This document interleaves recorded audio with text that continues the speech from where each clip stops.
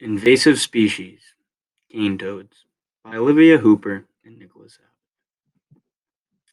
Cane Toad Introduction. Cane toads were introduced to a variety of different countries to be used as pest control to reduce the amount of insect pests of sugarcane and other crops. As they were used to control pests, they quickly became pests themselves. The toads are very aggressive and is not afraid to feed on any terrestrial animal and is very competitive with native amphibians for their food and habitat. The invasive toad has toxic secretions that on touch can cause illness and death in domestic animals. They even have recorded fatalities of humans by ingesting the toad's eggs. Reducing the cane toad population is something we need to do to stop them from being invasive, decreasing population of native species and other populations. Descriptions of cane toad. Cane toads have short legs. Most female cane toads size around 20 centimeters long, but overall can grow up to 30 centimeters long. In many regions, the average cane toad size is between 12 and 15 centimeters. Males are smaller than the females. Fingers on a cane toad are not very webbed, as their toes are extremely webbed. Adult cane toads are likely to have rough, warty skin with colors such as tan, brown, dull green, black, or dark brown. The tympanum, also known as the eardrum, is distinct and has smaller than their eyes. Cane toads have venomous glands that group to form large, distinctive parotoid glands found on the top of each shoulder.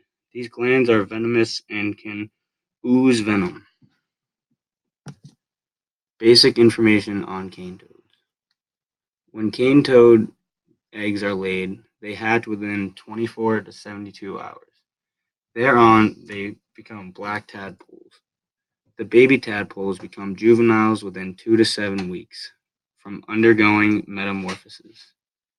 Less than 0.5% of cane toad eggs survive to maturity. It takes a full year for the toads to reach full maturity. Survival of these toads is not actually known, but are unlikely to live more than 5 years. Two bunches of 8,000 to 35,000 eggs are produced by a female cane toad every year. Male toad's sperm can actually fertilize the eggs. Eggs are seen floating on the surfaces of different bodies of water. When they float, they look like jelly and sting, or enfolded around things in water. Cane toads will eat about any terrestrial animal, which is a great example of how they are unwanted invasive species in different areas. Cane toads are nocturnal and a terrestrial animal, adapted to the life on the ground. These toads do not drink water. They absorb the dew and moisture from soil through their skin on their belly. Habitat. The cane toad was first originated in South America, but then found themselves in Hawaii and northeastern Australia in or around 1935 to fight off the sugarcane beetle. The toads primarily live on land after their tadpole stage spend and won't spend much time in water again until they reproduce. They can be found in a large number of other habitats like subtropical forests, grasslands, and woodlands. Where they would commonly be found in places are like cement piles, houses, gardens, man-made ponds, drain pipes, and debris. How the cane toad became an invasive species. In 1935, approximately 3,000 cane toads were released into Queensland, Australia, to help control the cane beetle population. As people thought this would help the cane beetle population, they soon came to realize cane toads were failures at controlling beetles and just kept reproducing themselves all around Australia. The population of cane toads are now well into the millions and they are considered pests. These toads are unwanted invasive species due to many native species dying from consuming them. They have poisoned numerous pets and humans and reduced the population of prey for native insectivores. Toxicity from the toad. Bufotoxin is the toxin that cane toads produce that is poisonous to humans and other animals. The toxin changes the way the heart functions, it disturbs it.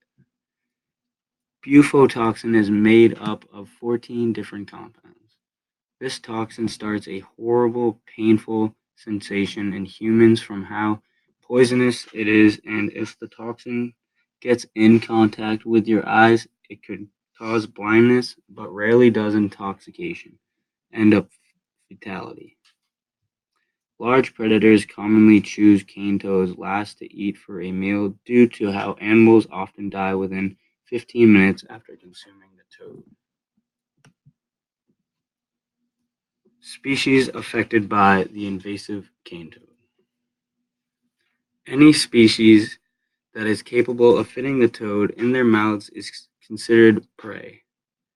Cane toads have become better invaders by growing longer legs and becoming more aggressive, causing some different species to decrease in population and become more affected by the cane toad.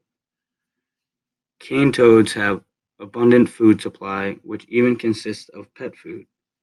The toads steal from feeding bowls in people's yards and homes, which causes problems for pets getting their food. This could result in the pet's owner thinking they ate the food when really the cane toad did. The Crocodilus johnstoni is a freshwater crocodile. When a cane toad and a freshwater crocodile come in contact of one another, the crocodile eats the cane toad.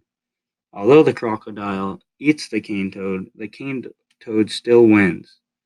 The reason for this being that the toads secrete a milky white toxin that is poisonous to many predators from their glands behind their eyes. The toxin appears to be more poisonous to the younger crocodile. Another species affected by the cane toads is the goanna. People have recently been trying to train goannas to eat smaller cane toads when younger to create a sort of food poisoning response. The people think that if the goannas eat the baby, less poisonous cane toads, then it will prevent them from eating the large adult cane toads that are extremely poisonous. While being trained, the goannas would have a negative experience from the cane toad, so the next time one was around, it would avoid it. Cane toad ecological effects in Australia. The cane toad is known for its invasive characteristics and kills many large predators in Australia. The native species of Australia learn quickly not to eat the toads and are not commonly affected by the toads. For the some who do eat the toads have built a tolerance for the poison, but not all have adapted this quickly. Although species are vulnerable to the toads, no species have ever gone extinct because of the invasion. When native species are invaded, it has an ambiguous effect on other species. This is viewed as an ecological danger to ecosystems around the world, which is why we need to reduce the population of the cane toad. Cane, the Australia environment is having a difficult time trying to determine the long effect of the cane toad. But something we do know is that toads are causing a decrease in native species.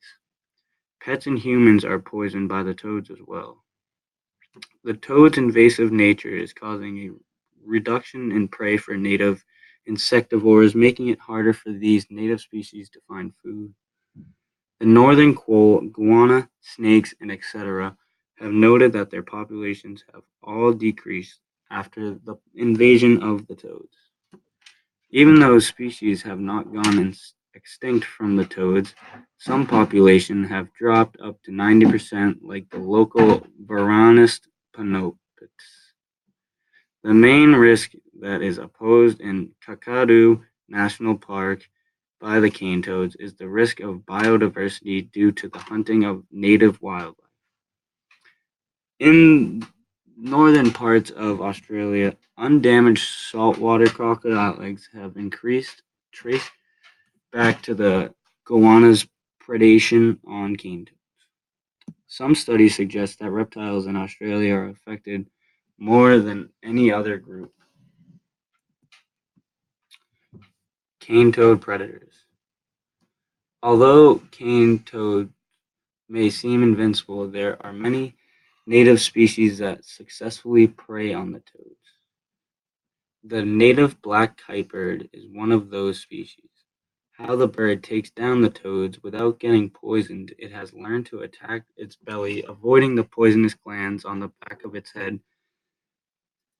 Another native species that prey on the toads is the Dall's aquatic frog.